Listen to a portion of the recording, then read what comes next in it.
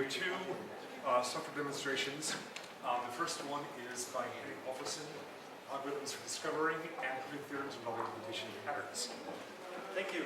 Thanks for the opportunity to come speak here.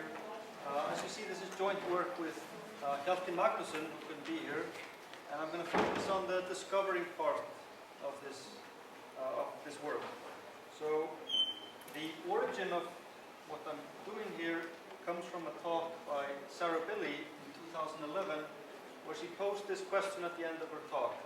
Find a method to learn marked mesh patterns by computer. And it sounded interesting to me. I didn't quite know what she meant, so I emailed her and she explained it to me. And this is what she meant. She wanted to solve the description problem with the computer. So what's the description problem? If you give me a set of permutations, can I describe it by the avoidance of some patterns? So what's a pattern in this set? Well, if you heard Nick's talk yesterday, he mentioned patterns. Those were classical patterns. We need something a bit stronger here. We need something called mesh patterns. Let me define them kind of by an example.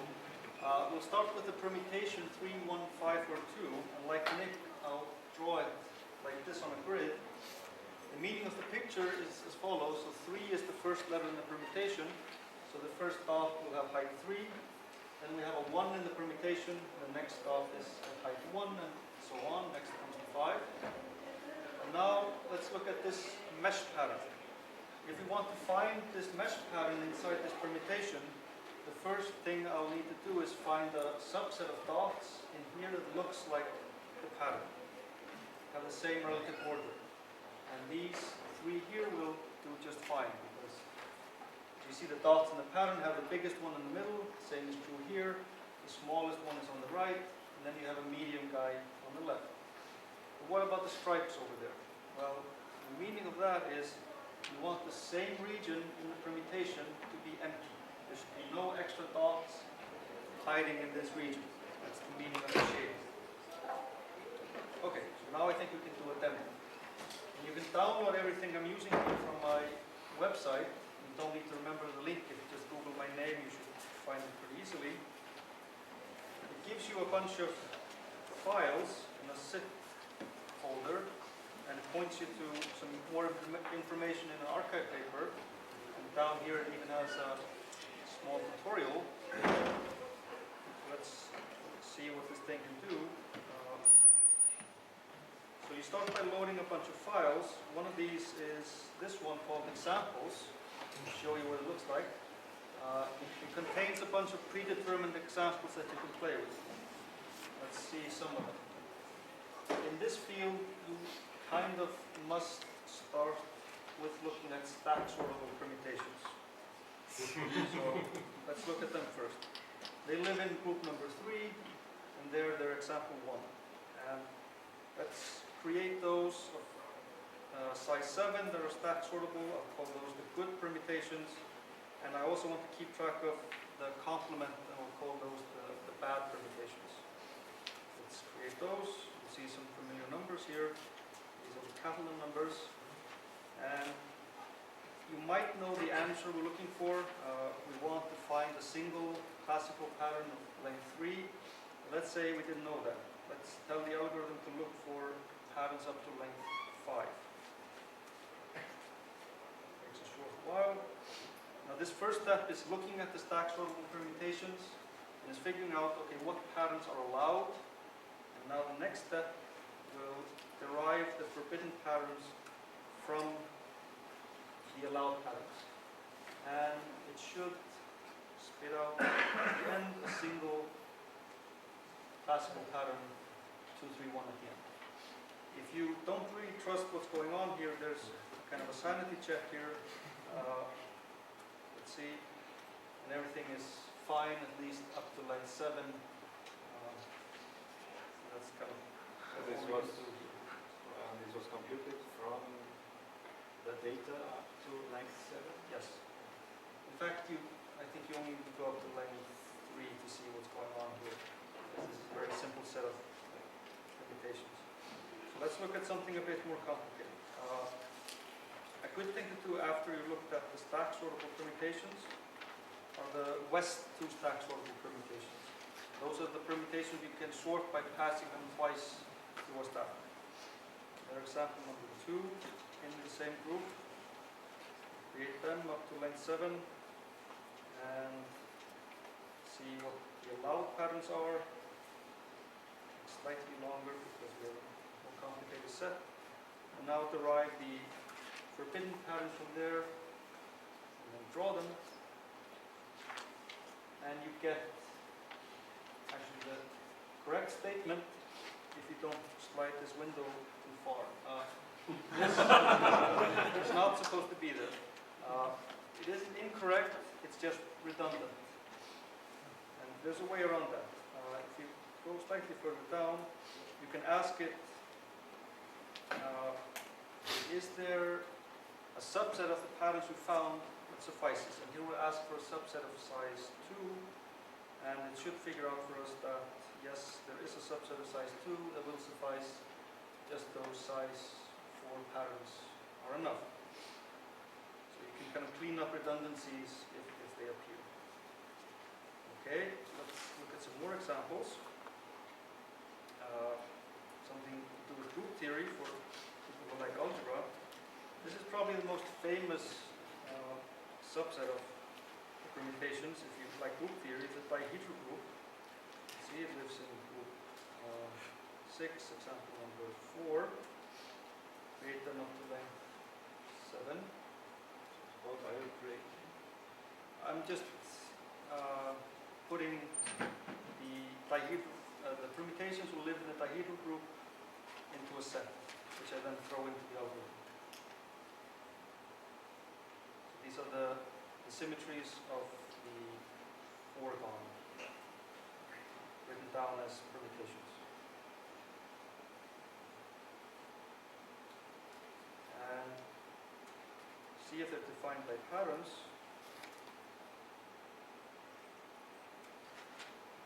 And it looks like they are. They seem to be defined by 16 patterns of length 4. Let's do the sanity check just to make sure everything is okay. At least this is true up to length 7, and in fact you can sit down and prove that yes, this is actually true. Another example from group theory, another famous subgroup, the alternating subgroup. One might hope that they have similarly nice properties. And I know if I tell it to search for patterns of length 5, this is going to take a long time, so I'm going to search just for patterns of length 4.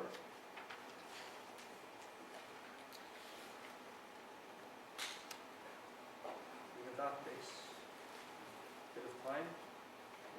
Okay, now generate the forbidden patterns and draw them. Drawing takes a bit of time. And if you stare at this for a while, you see you're staring at the complement of the alternating subgroup completely shaded. And if you kind of sit down and think about this for a few minutes, you realize that this is the only way to define the alternating subgroup with pattern avoidance. You can't get away with anything less than this. Okay, one example for algebraic geometers, there's this correspondence between permutations and Schubert varieties. Some Schubert varieties are smooth, some are not quite smooth, some are factorial. Let's see what permutations they correspond to.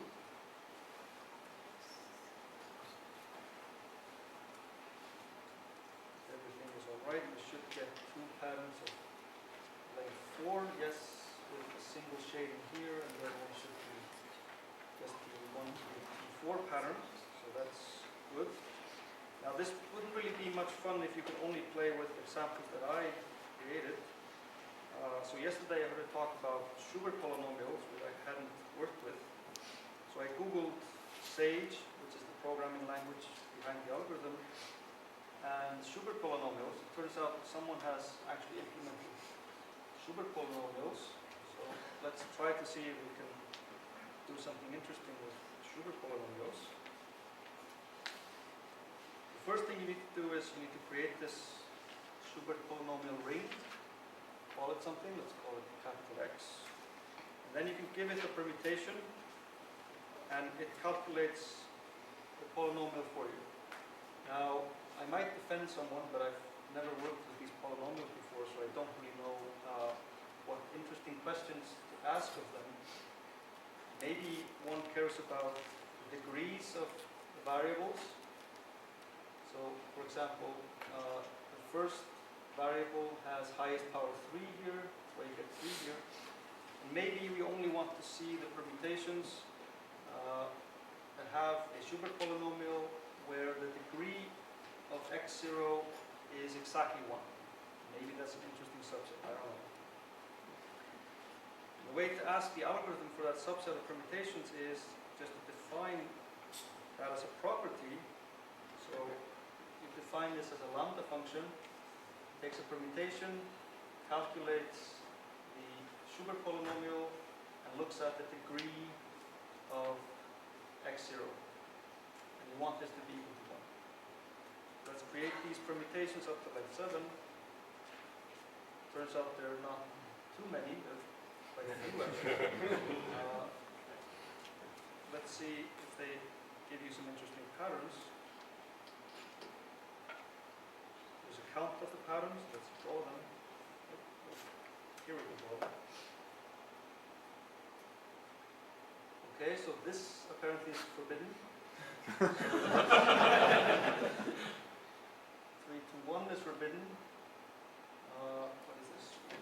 3, 1, 2 is forbidden. And then you get some staircase patterns like this. Length 4 classical pattern. Another staircase. Another staircase. And you get more of these staircases, but that seems to be the only thing you get in higher lengths. Is this interesting? I really have no idea. If you know something about Schubert polynomials, you can probably ask more interesting things of them. Okay, we have 7 more minutes, so let me go back to my slides, if we have extra time. So what's going on in the background? The first step in the algorithm is taking the set of permutations you're looking at and seeing, okay, what patterns are actually allowed. And what's happening is there, you only want to remember the maximal allowed patterns. So if you come across a permutation that contains this mesh pattern, and then later you come across a permutation containing this mesh pattern, notice the dots underlying have the same relative order. You just added more things to the mesh here. So this is a more restrictive mesh pattern. It gives you more information than the one on the left.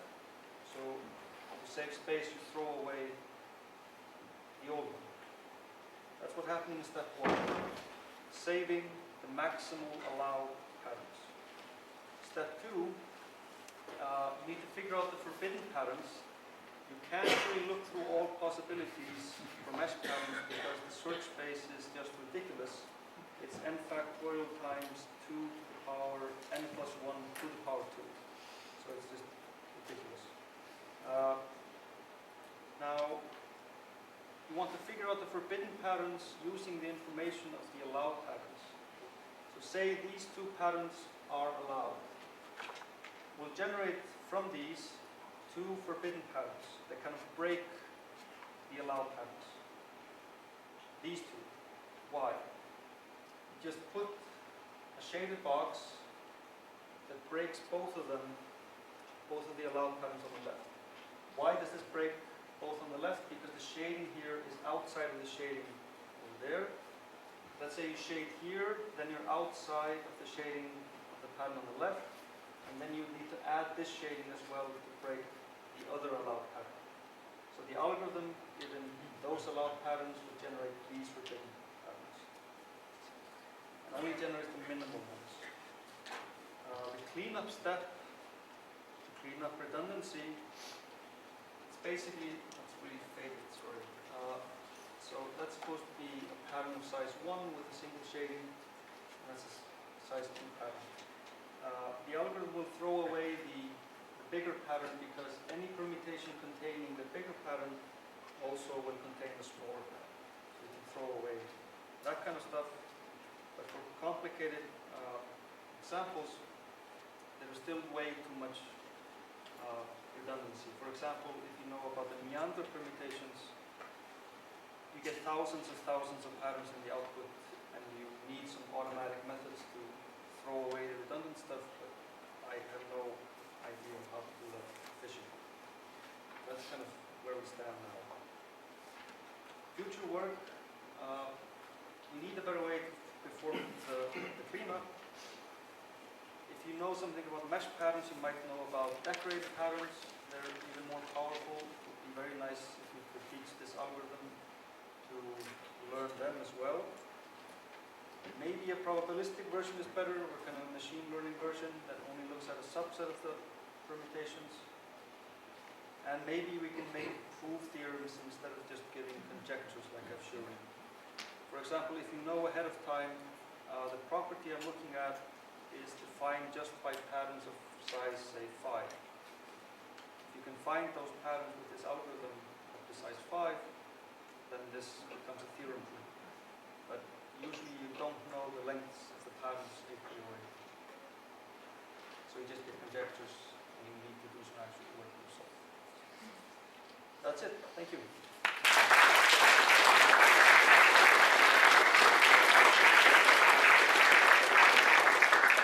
Your questions for Henning?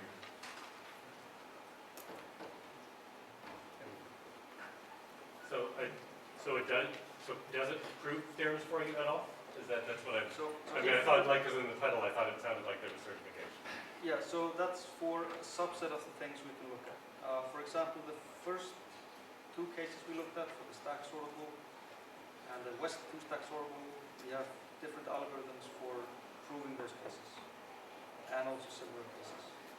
What form does the certificate take when you can generate? So it's not really a certificate. We have an algorithm that can spit out the descriptions of these kinds of permutation classes, and we can then just prove that the algorithm is telling you the truth. I see. That's that kind of theorem proof. So what does Sarah really say? She was happy with it. She wasn't happy with the first version because that was kind of a brute force version that took 18 hours to do most of the examples that I showed you, but after we cleaned it up, she was happy. Would she already apply it for her purposes? Because she proves such theorems.